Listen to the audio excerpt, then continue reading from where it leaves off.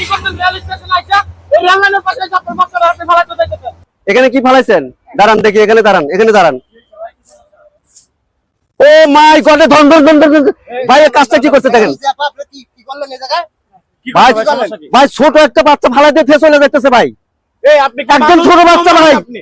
এই আপনি কি এই ভাই এই কাজ কেমন কেমন করে করতে পারলেন? বাচ্চা কার এটা? হ্যাঁ আপনার বাচ্চা? এই নইলে এই কাজ আপনি কেমন করতে পারলেন? এই বাচ্চা কার? আপনার না? হ্যাঁ?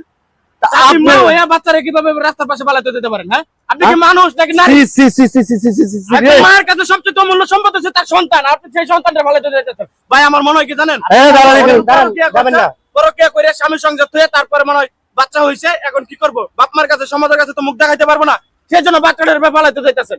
আপনারা অবৈধ কাম করবেন, কইরা নেই। বাচ্চাটা কি দোষ করছে বলেন? আপনাদের জন্য যে বাচ্চাটার জীবনটা শেষ। আপনাদের পাপের শাস্তি বাচ্চারা কেন দিতেছেন?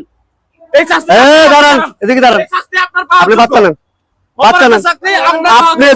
আপনি যদি পারতে না পারেন, আপনি যদি পারতে না পারেন, আপনি অন্যজনের কাছে দস্তক দেন, দস্তক দেন। এই আপনাদের মতো মানুষদের জন্য কিছু কিছু নারীর জন্য রোডঘাটে রাস্তাঘাটে এত এত এতিম বাচ্চারা পড়ে রাখে, যাদের কোনো বাপ মা নাই, মৃত্যু পরিচয় নাই। আপনি কি করতেন রেল স্টেশন আইসা এই রেল লাইনের পাশে আপনার বাচ্চারা আপনি ফালাতে যাইতেছেন?